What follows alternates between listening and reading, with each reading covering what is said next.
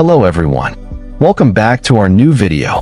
Today, I'm going to show you how to change the date format in Excel in just a few simple steps. If you are searching to set the date format in Microsoft Excel, you come to the right place. But before we jump into it, don't forget to like this video and subscribe for more helpful tutorials.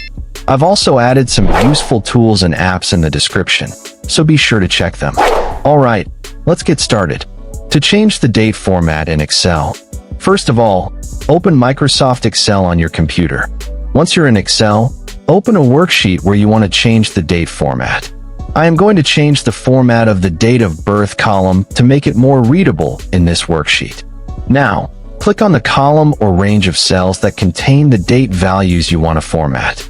The entire selected area will be highlighted. Once selected, right-click on the selected area using your mouse. A context menu will appear. From this menu, click on Format Cells. A Format Cells dialog box will open. Now, in this window, click on the Number tab at the top of the screen. From the list on the left side, click on Date.